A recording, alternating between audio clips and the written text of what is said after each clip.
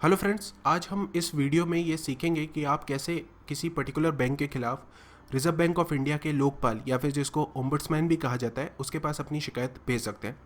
तो फ्रेंड्स, इस वीडियो में आगे बढ़ने से पहले मैं एक चीज़ आपको बहुत ही ज़रूरी ये बताना चाहूँगा कि जिस बैंक का नाम आप इस वीडियो के टाइटल में देख रहे हैं उससे रिलेटेड मैंने पूरी जानकारी इस वीडियो के डिस्क्रिप्शन पे दी हुई है, तो आप इस वीडियो के डिस्क्रिप्शन को ज़रूर पढ़िए। तो फ्रेंड्स देखिए, बैंकिंग ओम्बुड्समैन के पास आप अपनी शिकायत भेजें तो उससे पहले बैंकिंग ओम्बुड्समैन क्या बोलता है ये मैं आपको पढ़ के सुनाना चाहूँगा। बैंकिंग ओम्बुड्समैन बोलता है, one can find a complaint before the banking ombudsman if the reply is not received from the bank within a period of 1 month after the bank concern has received one's complaint और the bank rejects the complaint और if the complainant is not satisfied with the reply given by the bank. तो friends, ये लोकपाल की official website में ये लिखा है और इसका मतलब मैं आपको हिंदी में बताना चाहूँगा कि जब आप पहली बार अपनी शिकायत अपने बैंक के पास देते हैं और अगर आपकी शिकायत को बैंक रिजेक्ट कर देता है बिना उस पर कोई काम किए, तो आप बैंकिंग ओम्बड्समैन को कांटेक्ट कर सकते हैं। या फिर समझ लीजिए कि आप जो शिकायत देते हैं उस पर जो कार्रवाई की है बैंक ने उससे आप संतुष्ट नहीं है, या फिर जो आपको जवाब मिला है बैंक की तरफ से उससे आप संतुष्ट नहीं है, तो आप बैंकिंग ओम्बड्समैन के पास अपनी शिकायत भेज सकते हैं। या फिर जो सबसे इम्पॉर्टेंट है वो ये है कि जिस दिन आपने बैंक के पास अपनी शिकायत दर्ज की उसके बाद अगर 1 महीने तक उस शिकायत पे कोई भी कार्रवाई नहीं होता या फिर आपको कोई बैंक की तरफ से जवाब नहीं मिलता, तो आप अपनी शिकायत डायरेक्ट बैंकिंग ओम्बड्समैन के पास भेज सकते हैं। तो फ्रेंड्स, इस वीडियो में आगे बढ़ने से पहले और अपनी शिकायत को बैंकिंग ओम्बड्समैन के पास भेजने से पहले मैं आपको ये बताना चाहूँगा कि आपको क्या करना है। तो देखिए फ्रेंड्स, क्या होता है, हर बैंक में जो डिपार्टमेंट रहते हैं वो बटे हुए रहते हैं। मतलब जैसे समझ लीजिए कि एक पर्टिकुलर कर्मचारी जो बैंक का रहता है वो जितनी भी एफडी से रिलेटेड शिकायत है या फिर एफडी से रिलेटेड काम है वो करता है। दूसरा कर्मचारी हो सकता है कि चेकबुक से रिलेटेड सब काम करता हो। तीसरा कर्मचारी हो सकता है क्रेडिट कार्ड से रिलेटेड काम करता हो। तो जो भी आपकी परेशानी है, आप सबसे पहले उस कर्मचारी के पास जाइए और उससे बोलिए कि ये मेरी प्रॉब्लम है, आप इसको ठीक कीजिए। तो फ्रेंड्स, हो सकता है कि जो सामने वाला कर्मचारी है आपसे 1-2 दिन का समय ले। तो देखिए फ्रेंड्स, मैंने तो ज़्यादातर केसेस में ये देखा है कि उन लोग कुछ ही घंटों में आपका काम कर देते हैं, पर कई बार कुछ ऐसे केसेस रहते हैं जिसमें 1-2 दिन का समय लग सकता है।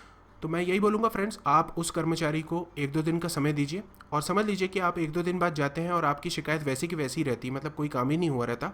तो अब आपको उस कर्मचारी से बहस करने की या उससे बात करने की ज़रूरत नहीं है। अब आप सीधे उस बैंक के यानी कि आपके बैंक के ब्रांच मैनेजर के पास चले जाइए। तो फ्रेंड्स, मैं आपको ये बताना चाहूँगा कि बैंक के ब्रांच मैनेजर से मिलने पे कोई रोक टोक नहीं है। आप अपने बैंक के ब्रांच मैनेजर से डायरेक्ट मिल सकते हैं, अपनी शिकायत उसको दे सकते हैं। तो ऐसा कोई भी रूल नहीं है कि आप बैंक के ब्रांच मैनेजर से नहीं मिल सकते। तो फ्रेंड्स, जब आप बैंक के ब्रांच मैनेजर से मिलने जा रहे हैं तो आप एक आवेदन अपने साथ जरूर लेके जाइए, हिंदी, इंग्लिश या फिर रीजनल लैंग्वेज जो भी है आपकी उसमें। और इस आवेदन की एक फ़ोटोकॉपी भी जरूर करवा लीजिए। अब आपकी जो भी प्रॉब्लम है आप ब्रांच मैनेजर को बताइए, साथ साथ में अपना आवेदन भी ब्रांच मैनेजर को दीजिए। अब फ्रेंड्स, आपने जो आवेदन की फ़ोटोकॉपी कराई हुई है उस पर उस ब्रांच मैनेजर से इस टाइप का सील और सिग्नेचर ले लीजिए, ये बहुत ज़रूरी है। तो आपके आवेदन में जो सील और सिग्नेचर मिल गया, ये आपकी रिसीविंग कॉपी हो गई। कुछ बैंक ऐसे हैं जो हाईटेक टेक्नोलॉजी का यूज़ करते हैं और आपकी शिकायत कंप्यूटर पे दर्ज करते हैं। तो फ्रेंड्स, ऐसे बैंक ज़्यादातर आपकी शिकायत जो कंप्यूटर पे दर्ज करते हैं तो कंप्यूटर ही आपकी कंप्लेंट का एक रेफरेंस नंबर जनरेट करके देता है और ये जो रेफरेंस नंबर है आपको इस टाइप का कुछ कागज़ में लिख के दे दिया जाता है और बैंक की इस टाइप की सील लगा के दे दी जाती है जिसमें डेट लिखा रहता है और बैंक का जो शहर है उसका नाम लिखा रहता है। तो ये आपकी रिसीविंग कॉपी हो गई। तो फ्रेंड्स, एक बार जब आपको रिसीविंग कॉपी मिल गई तो ब्रांच मैनेजर से आप पूछिए कि इसमें कितना दिन लगेगा। तो हो सकता है ब्रांच मैनेजर बोले कि 3 से 4 दिन का समय लग सकता है या 2 दिन लग सकता है, जो भी है आप उतना समय ब्रांच मैनेजर को दीजिए और ज़्यादातर केसेस में ब्रांच मैनेजर आपकी जो शिकायत है वो पूरी तरीके से दूर कर देते हैं। पर फ्रेंड्स, जैसे समझ लीजिए कि आपने जितना टाइम दिया ब्रांच मैनेजर को या ब्रांच मैनेजर ने जितना टाइम मांगा था उसके बाद भी आपसे मतलब कोई भी आपको कोई सॉल्यूशन नहीं मिला, आपकी शिकायत वहीं की वहीं है, तो अब आपको आपके बैंक के चक्कर काटने की बिल्कुल भी ज़रूरत नहीं है। ना ही आपको ब्रांच मैनेजर से बात करने की ज़रूरत है, ना ही आपको किसी कर्मचारी से बात करने की ज़रूरत है। अब हम डायरेक्ट दूसरे स्टेप की तरफ जाएंगे। वो ये है कि अब आप अपने शहर के या फिर अपने स्टेट के नोडल ऑफिसर को डायरेक्ट कांटेक्ट कीजिए। तो फ्रेंड्स अपन को जैसे मैं आप स्क्रीन पे देख पा रहे होंगे, ये स्टेट बैंक ऑफ इंडिया की नोडल ऑफिसर की लिस्ट है। तो इस टाइप की एक लिस्ट नोडल ऑफिसर की आपको अपने बैंक से रिलेटेड निकालनी है। जैसा कि मैंने इस वीडियो के में पहले ही बताया कि इस आपके जो बैंक है, यानी कि मतलब इस वीडियो में जो बैंक का नाम लिखा है टाइटल में, उससे रिलेटेड मैंने पूरी जानकारी इस वीडियो के डिस्क्रिप्शन पे दी है।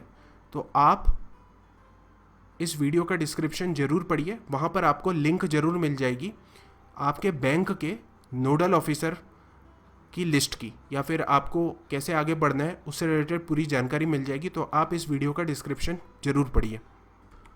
फ्रेंड्स, नोडल ऑफिसर की जो लिस्ट है वो निकालना बहुत ही आसान है। मैं आपको बताना चाहूँगा कैसे निकाला जाता है। जैसा समझ लीजिए आपका बैंक है पंजाब नेशनल बैंक, तो आप यहाँ पर लिखिए Punjab national bank nodal officer. ये देखिए गूगल पे आप सर्च कीजिए।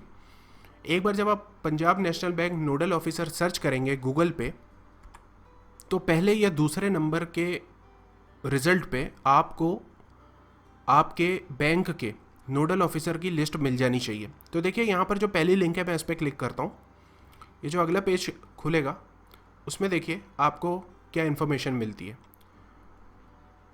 तो देखिए फ्रेंड्स, यहाँ पर इनका जो ग्रीवांस रिड्रेसल मैकेनिज्म है उसमें लिखा हुआ है customer are requested to approach the branch manager in case of any grievances, if not satisfied they may escalate the issue to.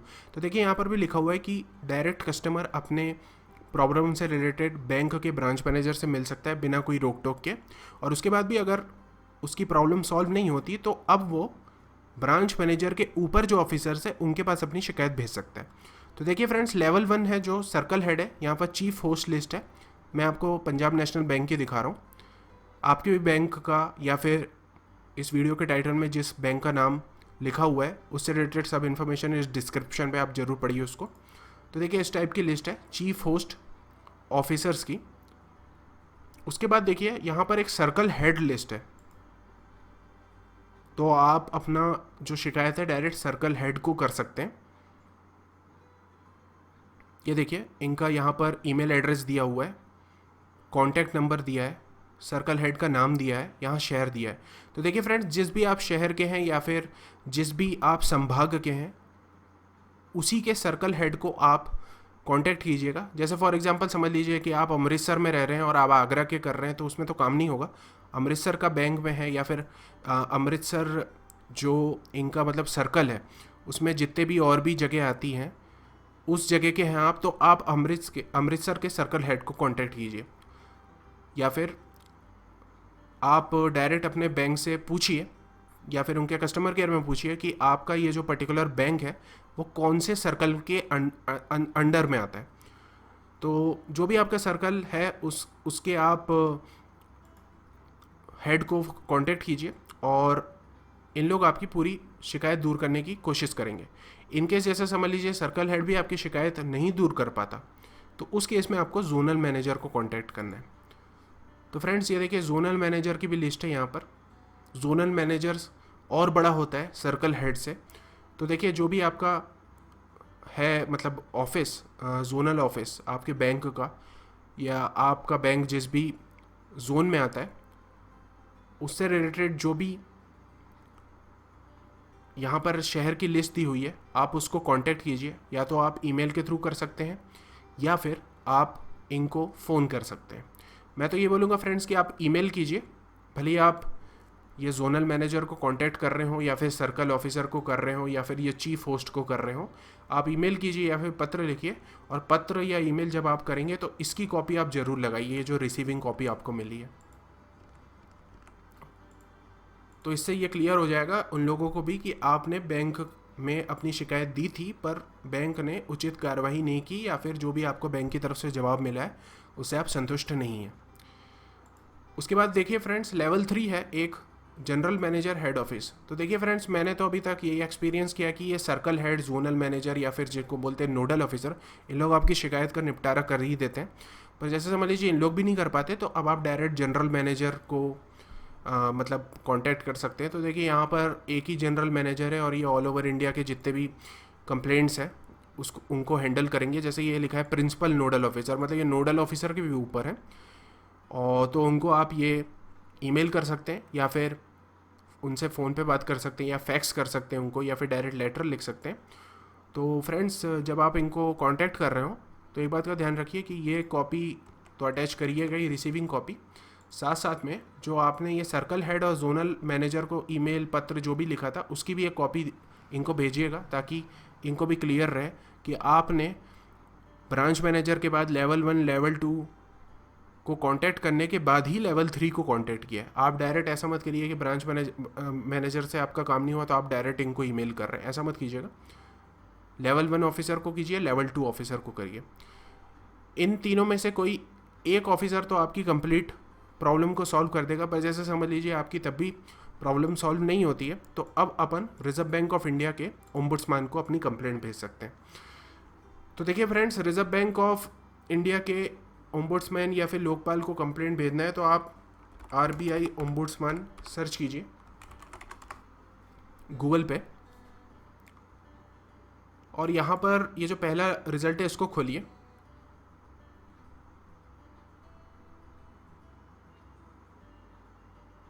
उसके बाद देखिए फ्रेंड्स, यहाँ पर लिखा है एड्रेसेस ऑफ बैंकिंग ओम्बुड्समैन, तो इस पर क्लिक कीजिए।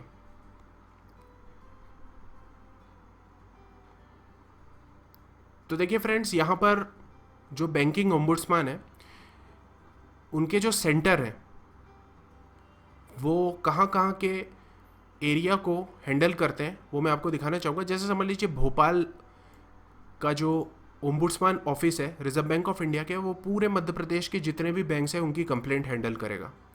या फिर जैसे समझ लीजिए फ्रेंड्स कि आप तमिलनाडु में कहीं पर रहते हैं, या फिर यूनियन टेरिटरी ऑफ पुदुचेरी में रहते हैं, या फिर अंडमान निकोबार में रहते हैं, तो आपको चेन्नई के रिजर्व बैंक ऑफ इंडिया के ओम्बुड्समैन को अपनी शिकायत भेजनी पड़ेगी। या फिर फ्रेंड्स, जैसे समझ लीजिए कि आप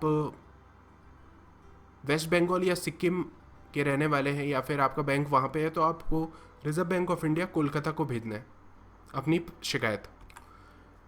फ्रेंड्स, आप बिल्कुल भी ऐसा मत करिएगा कि जैसे समझ लीजिए आपका बैंक वेस्ट बंगाल या सिक्किम के किसी शहर में है और आप अपनी शिकायत समझ लीजिए मुंबई के ओम्बुड्समैन को भेज रहे हैं। ऐसा करेंगे तो आपकी बहुत हाई चांसेस है शिकायत रिजेक्ट हो जाए।